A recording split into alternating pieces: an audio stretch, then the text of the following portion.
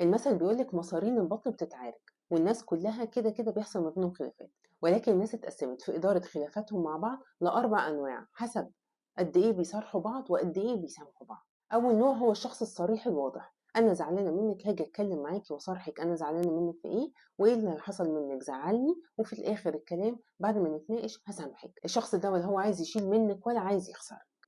أما النوع التاني هو الشخص اللي تملكه الشيطان، الشخص ده اللي هيجي يصارحك ويديكي في وشك قنابل يقعد يقول فيكي انت عملتي وانت عملتي وانت عملتي وفي الاخر مش هيسامحك. وخليني افكركم بمثال صغير، الشيطان لما غضب من ربنا، لما ربنا خلى خليفة في الأرض مصنوع من الطين وقال له ازاي خلقتني من نار وخلقته من طين، ساعتها الشيطان صرح لربنا بغضبه الشديد من اللي حصل ده، ولكنه عمل ايه؟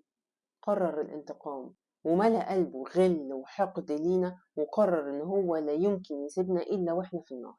اما النوع التالت ده الشخص اللي بنقول عليه سيبك منه ما تشغلش بالك بيه، وده الشخص اللي مش هيجي يصارحك ان في حاجة زعلته ولكنه هيسامحك من نفسه، هتبقى انتي اصلا ولا دريتي ان هو زعل منك ولا دريتي ان هو سامح. وده الشخص المهضوم حقه وما بيتعملوش حساب.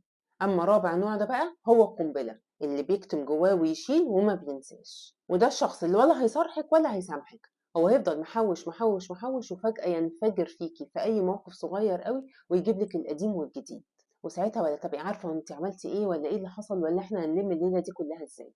قولولي بقى انتوا انهي نوع من الأربعة دول؟ خليني أقول لكم إن النوع الأول ده اللي بيصارح وبيسامح هو أكتر حد بيحترم حدوده وبيحترم نفسه، بيحترم حدوده لأنه بيروح يصارح اللي قدامه باللي زعله واللي مش هيقبل بيه، وبيحترم نفسه وبيقدرها لأنه مش عايز يشيل حاجة جواه تفضل معطلاه وتعباه في حياته وممكن تجيب له أمراض بعد كده.